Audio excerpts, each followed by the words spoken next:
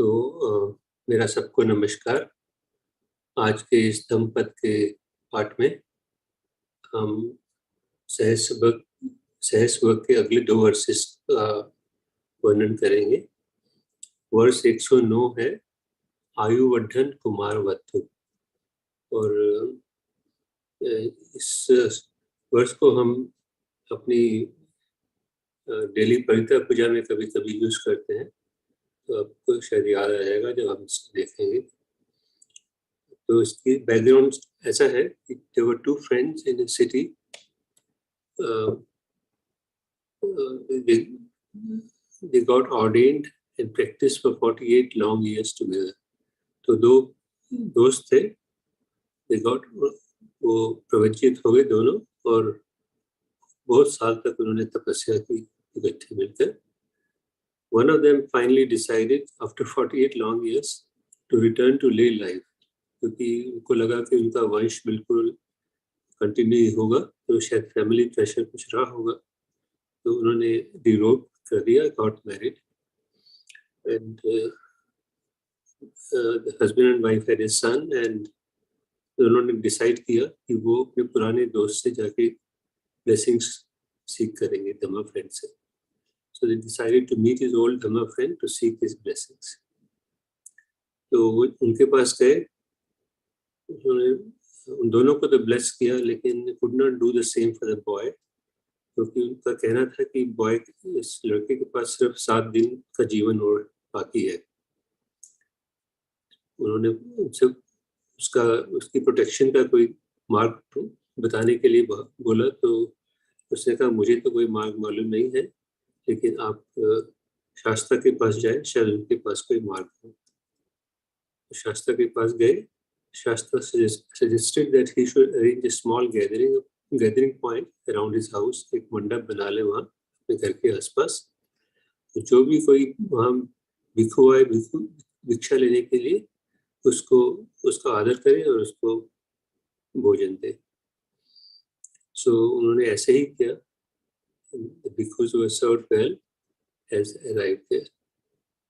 शास्त्रा खुद भी आए 7वें दिन तक, 7वें दिन को आखिरी दिन, एंड जैसे जब वो आए तो वहाँ पे एक प्रेत बैठा हुआ था, just to look for an opportunity to kill the child, but could not do so due to the presence of so many good people there. तो उसको मौका नहीं मिला क्योंकि इतने शुद्ध आत्मा वाले लोग वहाँ बैठे हुए थे।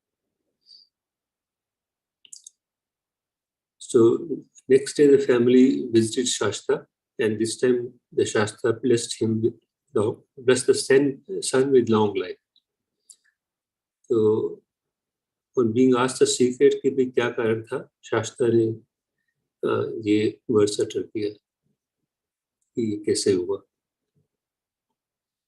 तो आपको शायद ये वर्स याद होगा कि शायद हम अल्टरनेटिव सूत्र में इसका पाठ करते हैं टुवर्ड्स द एंड। इसके नीचे अभिवादन शीलिस नित्यं बुद्धा पचायिनो चत्तारो धम्मा वदन्ति आयुवनो सुखं बलं। तो इसका मीनिंग है, to one ever eager to revere and serve the elders, these 4 blessings accrue: long life and beauty, happiness and power।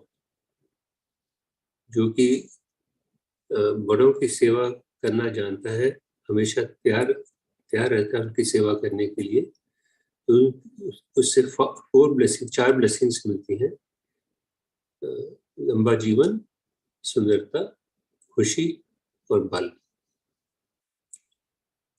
और अयान मुनिंदो कहते हैं, for one who always honours and respects those of greater years, there are 4 blessings: long life, beauty, happiness and strength. So this is the verse and this is the meaning. कोई observation हो इस verse या meaning के ऊपर?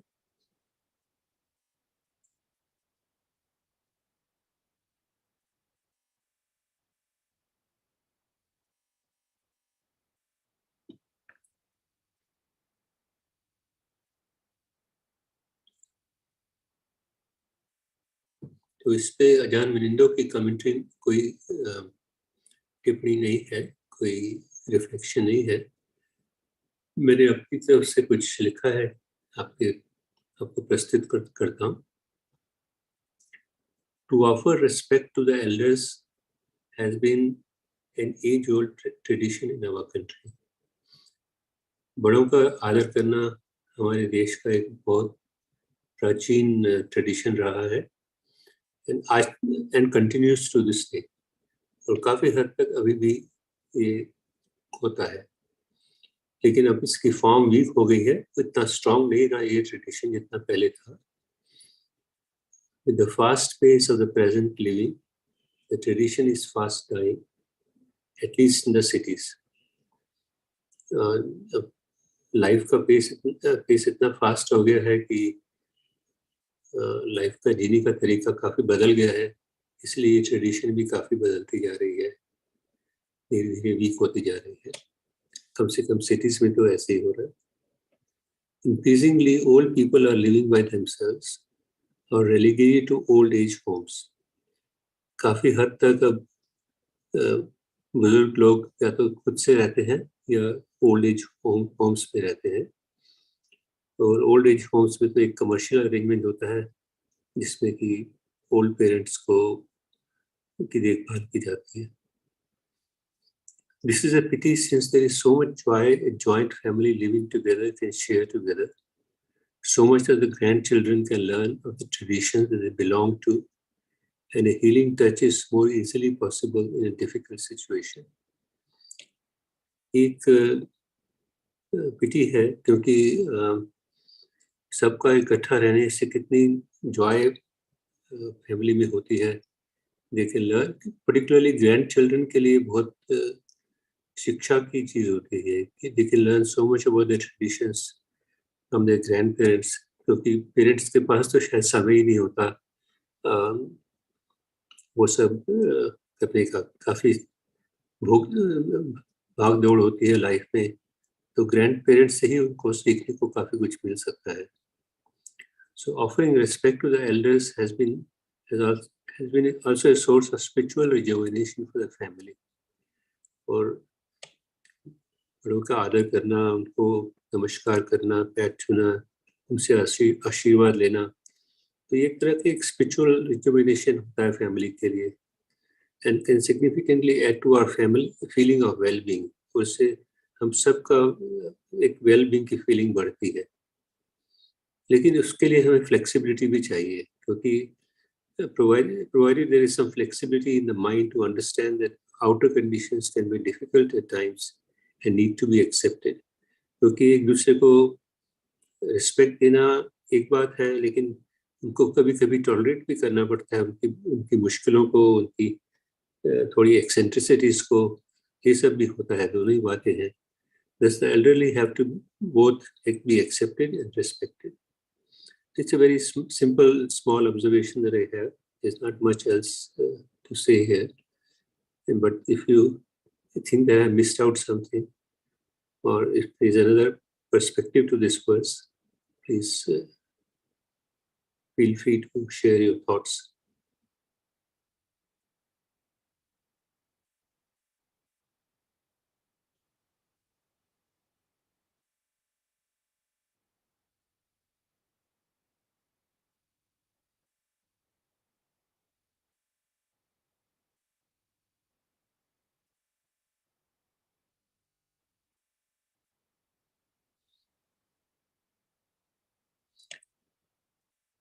अगर कोई observations नहीं है तो फिर हम आगे बढ़े।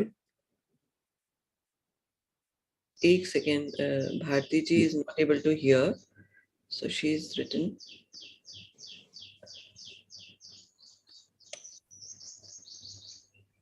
Bharti ji, I think so हम लोग तो we can hear properly, so you may check your internet connection.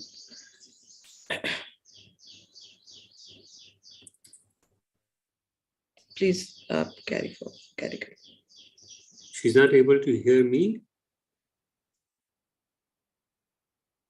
I think so. Oh. She has written, I don't know.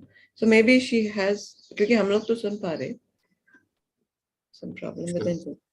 Ji, please आप कंटिन्यू करें.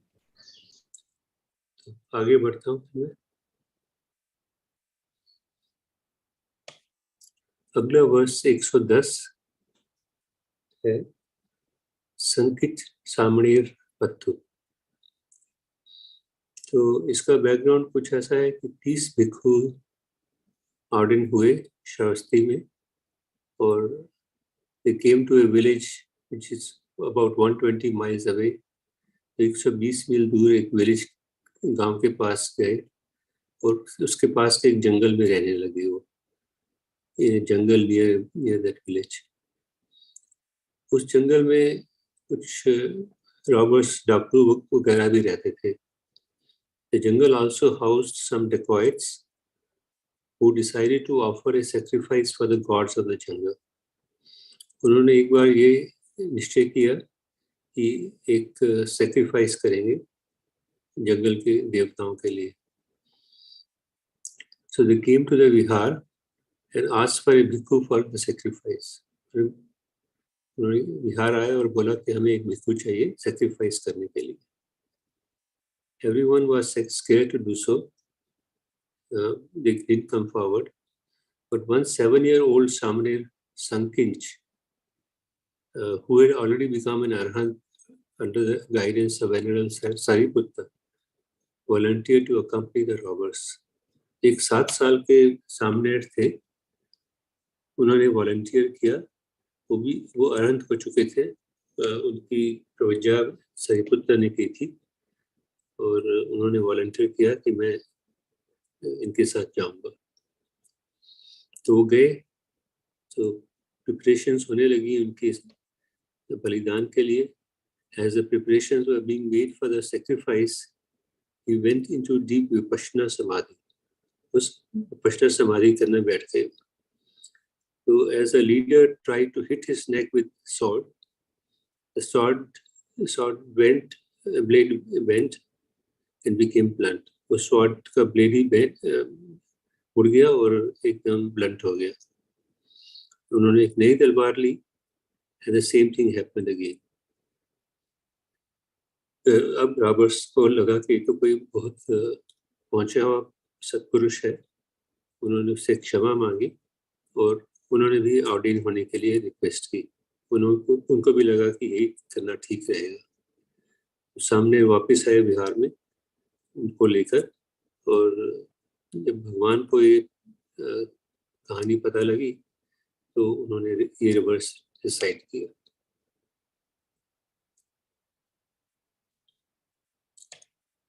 यो च वस्य सतं जीवे दुस्सीलो असमाहितो एकाहं जीवितं सेयो शीलवन्तस्य जायिनो. तो वर्ड्स क्वाइट ऑब्वियस है. Better it is to live one day. आखिरी 2 लाइनों का ट्रांसलेशन है फर्स्ट 2 लाइन्स में. वर्चुअस एंड मेडिटेटिव शीलवन्तस्य जायिनो than to live 100 years immoral and uncontrolled. यो च वस्य सतं जीवे दुस्सीलो असमाहितो. अजान मुनिंदो का ट्रांसलेशन भी सिमिलर है.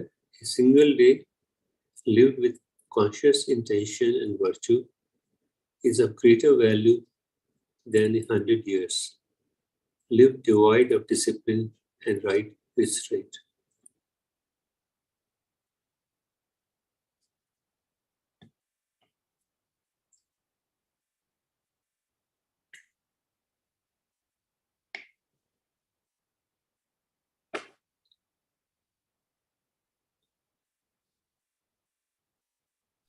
ये सुरेंद्र जी, ये जो वर्ष से पहले जो आपने स्टोरी पढ़ी जी, उस स्टोरी में एक चीज शब्द है ना, विपස්සना समाधि.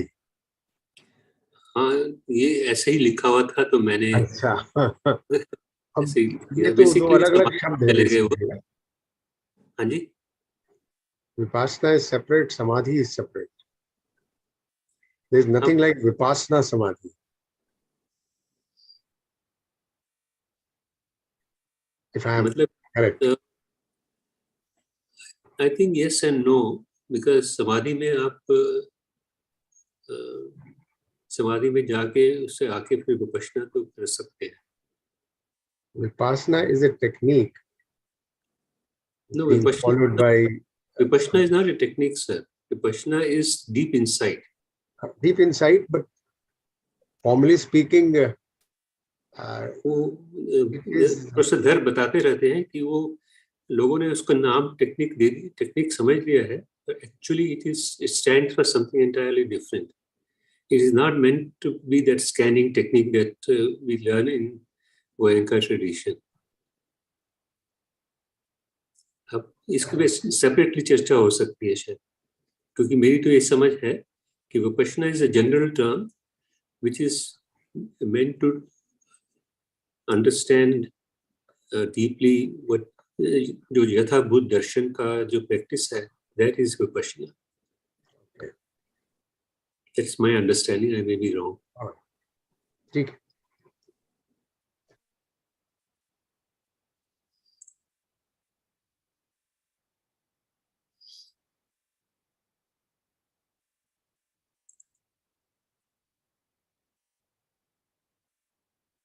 तो इस पे कोई टिप्पणी नहीं है आचार्य मुनिंदो की.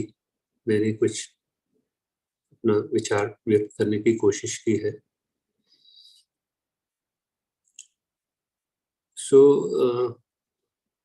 कुछ कहानी से प्रेरित होकर और कुछ वर्ष से प्रेरित होकर मैंने ये लिखा है. We all know what it is like to be fearful. हम सब जानते हैं कि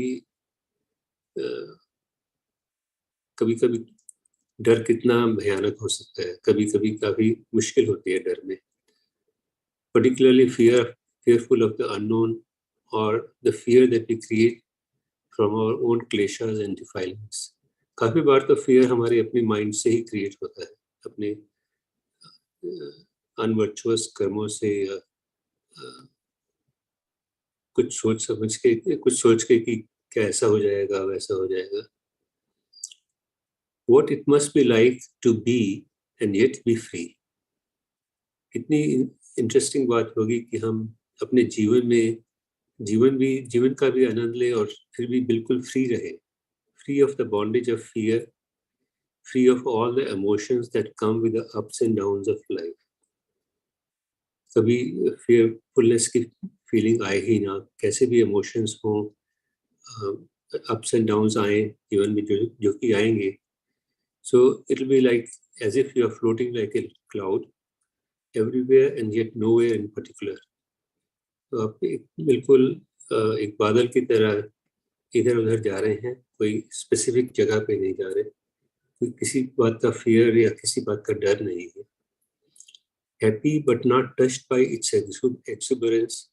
आप खुश रहते हैं लेकिन एक्सुबरेंट नहीं होते किसी बात पे, वो ज़्यादा खुशी से पागल नहीं हो जाते.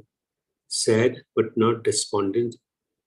सैड हो सकते हैं, उदास हो सकते हैं, लेकिन दुखी नहीं, उससे सैडनेस से दुखी नहीं होते.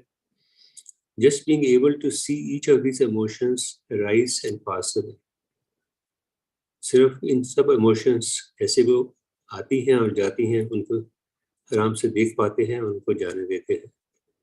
The very fact that you can imagine a state like that. हम क्योंकि इस स्टेट को इमेजिन तो कर सकते हैं, हालांकि लाना इतना मुश्किल नहीं होगा, लेकिन उससे तो पता लगता है कि it comes within the realm of possibility and realisation, कि इसको रियलाइज किया जा सकता है, ये पॉसिबल है. So that is a project on which we are all working. ये हमारी साधना का लक्ष्य है, individually and together. Hopefully we shall be there someday. तो सामने संकिंच तो कहानी हमने पढ़ी है. एक कहानी अजान सुचितो की सच की कहानी है, जो कि जबकि वो भारत में भ्रमण कर रहे थे, सभी बुद्ध स्थलों का तीर्थाटन कर रहे थे, तो उनके सामने भी एक ऐसी ही घटना घटी थी. एक डाकू ने उनकी हत्या करने की कोशिश की, तो उन्होंने सिर आगे कर दिया, झुका दिया और बिल्कुल डरे नहीं. तो ये एक सच्ची कहानी है जो कि उनकी ऑटोबायोग्राफी में मैंने पढ़ी है. तो बेसिकली मैं यहाँ कह रहा हूँ कि सामने संकिच और अजान सुचितो You will always inspire fearlessness on this path. आप दोनों का उदाहरण बहुत fearlessness इंस्पायर करने लायक है. That is a test for us. और हमारा यही टेस्ट है, victory over the fear of death.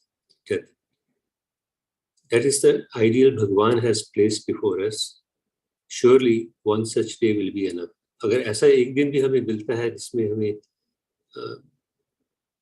जैसे बिल्कुल fear नहीं होता किसी भी प्रकार से, so that one day is good enough for the whole life. This is what I have put down. तो अगर आप लोगों का कोई विचार हो, please share it.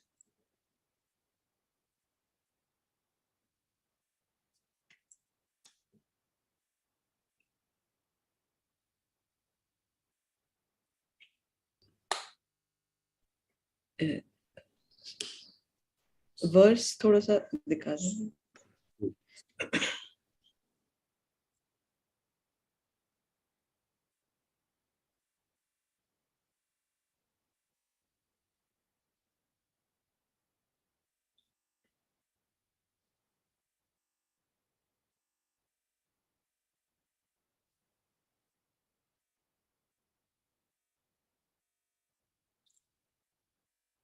वर्ड्स में fearfulness के लिए डायरेक्टली कुछ नहीं है, वो मैंने कहानी से प्रेरित होकर कहा है.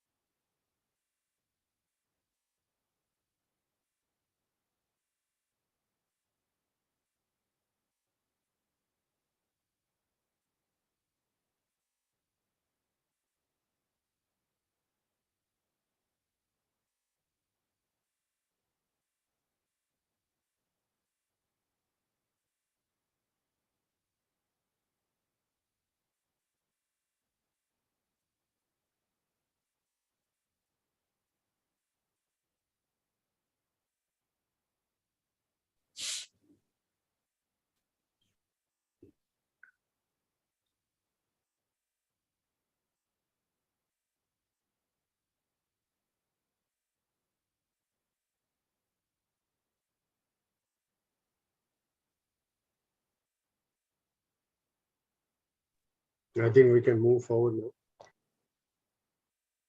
तो आज के लिए इतना ही करेंगे या एक वर्स और कर लें? I think so. We can sit for quite time. 2 वर्स. Thank you. आप ये डिस्प्ले रहने दीजिएगा. हाँ जी, मैं 1 मिनट अपने आप को म्यूट